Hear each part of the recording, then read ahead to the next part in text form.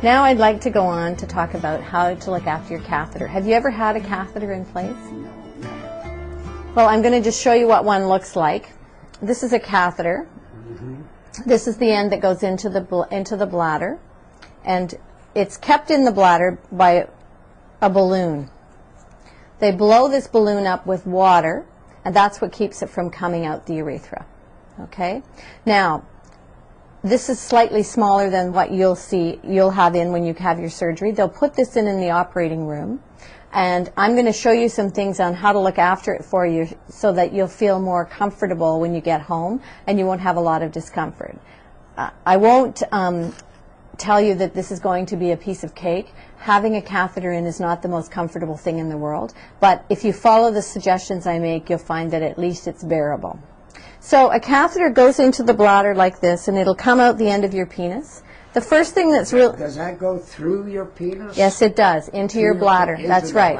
And then the balloon is blown up and it's kept in place. Okay, okay. So when it comes out the end of the penis, it's very important that it not be waving in the breeze, because that would cause a lot of irritation at the end of the penis. So first of all, the catheter should be taped just on your thigh, fairly gently, so that it's comfortable for you. And that way, if there's any pulling, it will occur on your leg and not at the end of the penis. Every morning when you get up, the first thing you should do is to just take a clean face cloth and some warm water and just wash around the end of the penis so that you get away any crusting that may be there to keep it from becoming irritated. And if you want to put a little bit of Vaseline around there, it'll keep it more comfortable for you, and you're certainly welcome to do that. Now, a catheter works on the principle of siphoning urine from your bladder into a bag. And when you come out of the operating room, you're going to have one of these bags on, and it's what we call an overnight bag. And we call it an overnight bag because it holds a lot of urine, and so you can wear it at night and you don't have to get up and empty it. So when you come out of the operating room, you'll also notice that the drainage in here may be quite red. That's normal, and you shouldn't worry about that.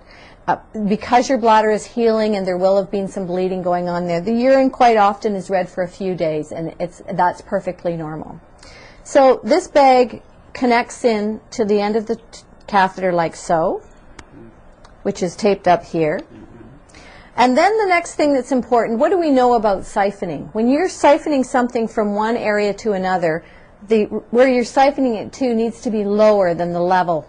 So in other words, if you were siphoning gas from your car into a can, you wouldn't have the can sitting above the level of your gas can. You'd put it on the ground.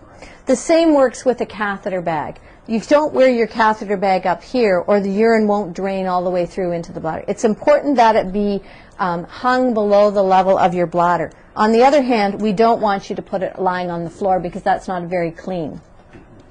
So the catheter would sit there on the side of the bed in the hospital. When you go home, you're going to need to find a way to attach it to the frame of your bed. And you might want to think about doing that, looking at how you'll do that now. Because once you come home from surgery, you will have an incision. You may not want to be down on your hands and knees looking for how you're going to hang it on the frame of your bed. And you wouldn't want your partner to have to figure that out. So you might just take a look. Some coat hanger wire would do a good job. I'm using this hook here to show you. But you could use something like that. It comes with several ways of attaching it. There's a string and there's also a hook. So this drains over the night, and you find that if you put it at the midway point in your bed, you'll have no discomfort and you'll be able to sleep. You will wake up to move and shift position, but it drains quite nicely for you.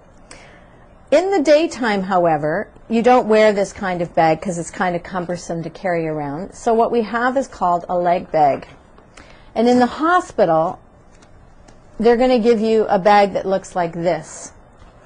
And this is a much cheaper version of a bag, which the hospitals have as part of their normal equipment. The problem is that they've done away with the connecting tubing, and they'll tell you that you can connect your catheter up like this and wear it here on your thigh. Now, can you see a problem with that? If siphoning is the purpose of the catheter, if you have the bag here and your bladder is here and you're sitting a lot, the urine doesn't flow. It really needs to be down here, but your catheter won't stretch that far, so you really need a piece of connecting tubing between the two. So what I'm going to do is I'm going to give you a bag to take home with you that you can use when you get home. While you're in the hospital, you'll have to put up with what they give you. But once you get home, I'm going to give you this really nice bag to look after, and it'll last you the full 2 weeks. This is kind of like the Cadillac of bags. It's got a nice backing on it that's cotton, and it's not going to rub against you. This is the port at the end where it drains, so you must always make sure that's closed before you hook it up. The advantage of this bag is that it comes with a tubing that allows you to decide what length you want it. So if you're a tall guy, you can have it longer. If you're a short guy, you can cut it shorter. When you get home with your catheter, you should look at this and decide where you think is most comfortable for you, and you cut it at that point. And then there's a...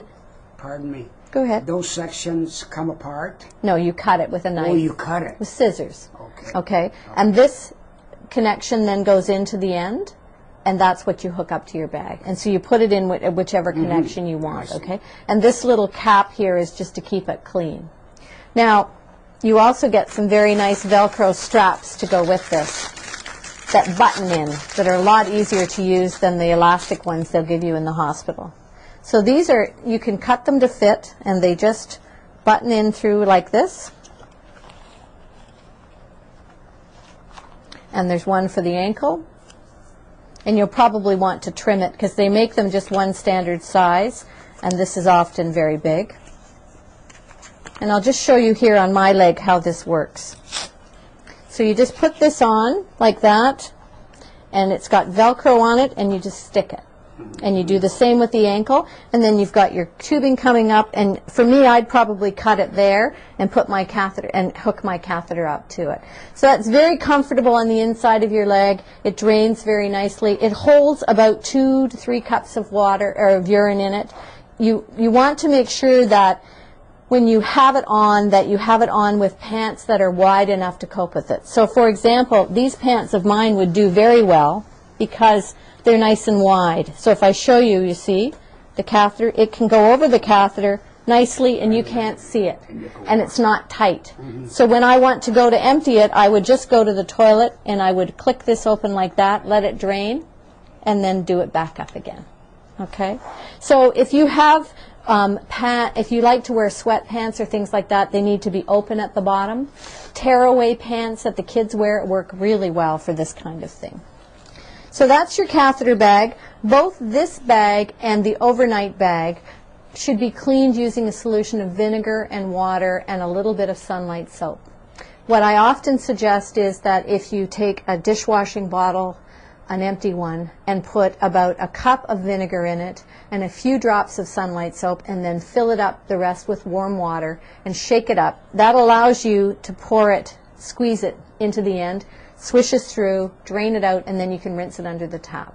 So when you're wearing the night bag, you could clean this and let it dry, and when you're wearing the day bag, you would clean this and let it dry. It's important not to use anything stronger than vinegar in these bags because anything like bleach or anything will eat the plastic. If you look after it properly, you'll find that it'll last you the 2 weeks that you need it, and you'll find it to be very comfortable.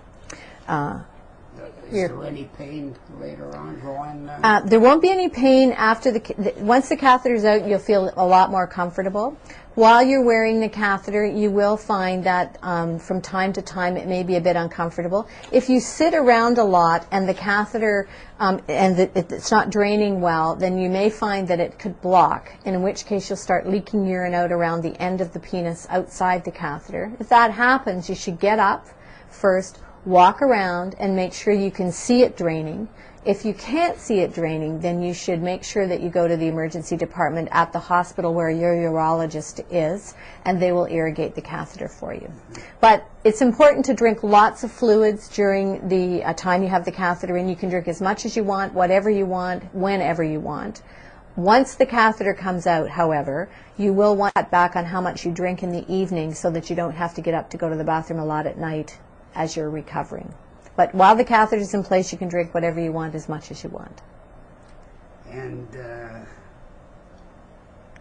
there's quite a few instructions here to be remembered. So I have a brochure for you. That's very good.